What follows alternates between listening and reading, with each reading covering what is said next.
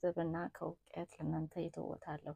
ለእኔ እንግዲህ በዚህ ምድር ላይ ከገንዘብና ከእውቀት ለየትኛው ቦታ ትሰጫለሽ፣ የትኛውን ታስቀድሚያለሽ የሚል ወደ ራሴ ጥያቄ ከመጣ እኔ በዚህ ምድር ላይ ማወቅን አስቀድማለሁ። ምክንያቱም ማወቅ ከቻልኩ ብዙ ነገሮችን ማስተካከል ብዙ ነገር ባለማወቅ ማወቅ ኃጢአት ነው እያልኩ አይደለም። ያለማወቅ ኃጢአት አይደለም፣ ግን ማወቅ መፈለግና ለማወቅ መጣር መነሳት ግን ትልቅ ነገር ነው። ስለዚህ ሰዎች ማወቅ ስንችል ምናልባት የምናውቃቸው ነገሮች ራሳችንን የምንመራበት ቤተሰቦቻችንን የምንመራበት ለሀገራችን፣ ለአካባቢያችን፣ ለትውልዳችን እንጠቅማለን። ስለዚህ እውቀት በጣም ማወቅ በጣም ትልቅ ነገር ነው። እግዚአብሔር በዚህ ምድር ላይ ሰዎች ንጹህ አይምሮ ሰጥቷቸዋል።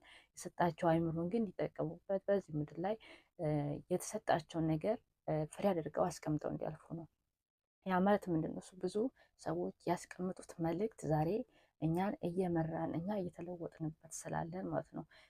እና ስለዚህ እውቀት በጣም ብዙ ሰዎችን ከሚገነባው ለብዙ ሰዎች ትልቅ ትርጉም አለው። እና ስለዚህ ለምንድን ነው ሰዎች እውቀት አስፈላጊ ባይሆን ኑሮ ለሰዎች ለምን ጥበብ ተሰጣቸው?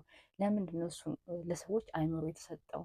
ስለዚህ ማወቅ በጣም ከብዙ ነገሮችን እኛ ሊታደግ ስለሚችል ለሀገር ስለሚጠቅም ያ መማር እንኳን ለምን አስፈለገ?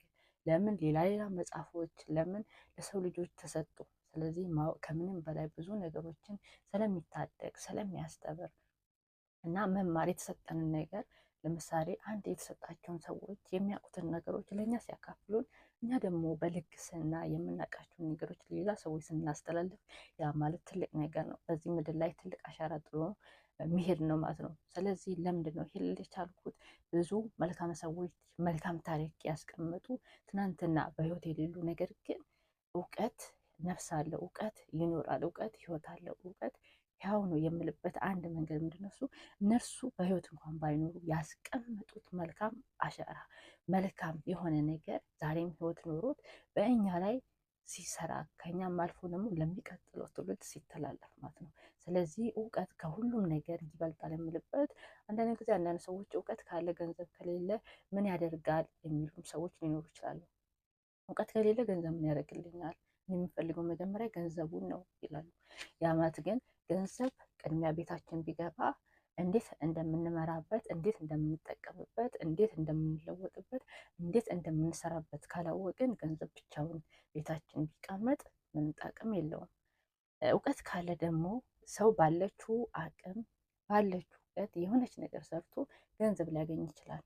ግን እውቀት ኖሮ ገንዘብ ባይኖር ገንዘብ የሚገኝበት መንገድን ይፈጥራል። ያ ሰው ምንድን ነው ሲማር አይምሮ ውስጥ ብዙ ብልሃት ብዙ መንገዶችን እንዴት አድርጎ ራሱን መምራት እንደሚችልና እንዴት አድርጎ ገንዘብ ማግኘት እንደሚችል ማሰላሰልና መስራት ይችላል። ነገር ግን